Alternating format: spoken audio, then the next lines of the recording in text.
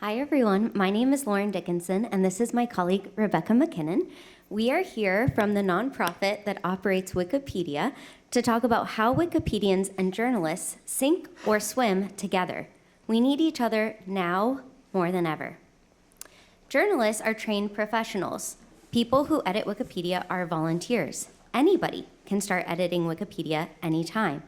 It may not be obvious yet how your fate is linked with the work of these often mysterious Wikipedians.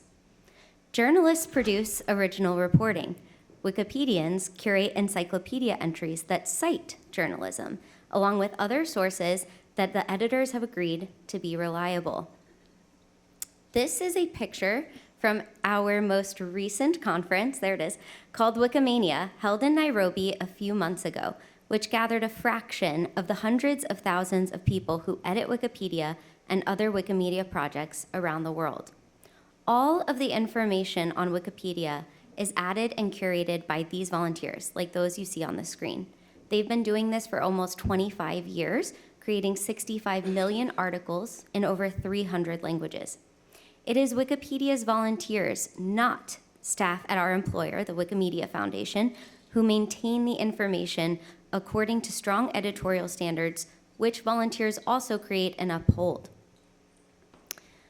We all know how the First Amendment protects the rights of journalists to speak truth to power.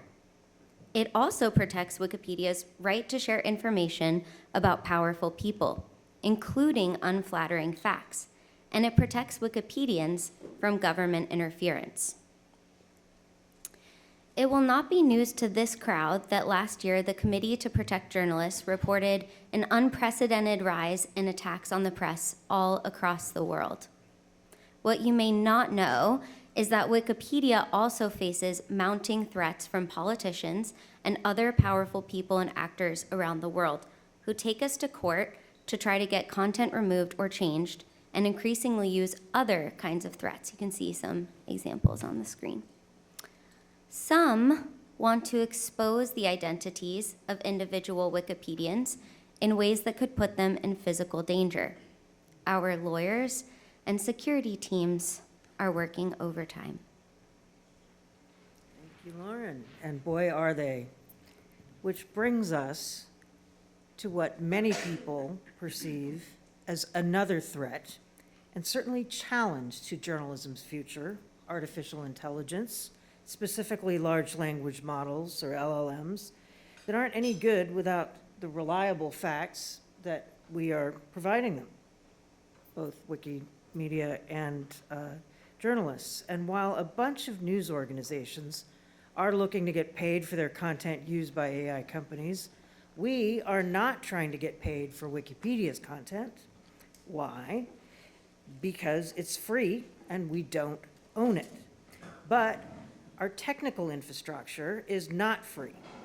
The stress on our systems by LLM scrapers endangers access by the general public and by public interest projects.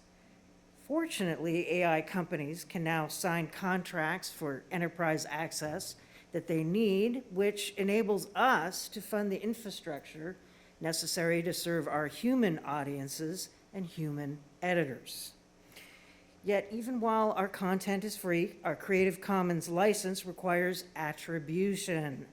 Our need for proper attribution is a major issue, both for Wikipedia and news organizations that we all have with AI companies. So, let's put aside for a moment the survival of any particular news organization or Wikipedia per se. Let's talk about our shared missions in service of informed and self-governing societies. I believe the very future of humankind will be shaped by whether and how the broader global ecosystem of people who create, report, and share reliable, independent facts are supported and protected, whether journalists or Wikipedians. I'm concerned that well-meaning folk are so focused on AI regulation, we're diverting attention and resources from something even more urgent, getting governments and tech companies to respect people's basic human rights. AI slop and propaganda will be all anybody ever sees unless a lot more is done to reverse the mounting attacks and the erosion of basic protections for journalists, Wikipedians, scientists, researchers, etc.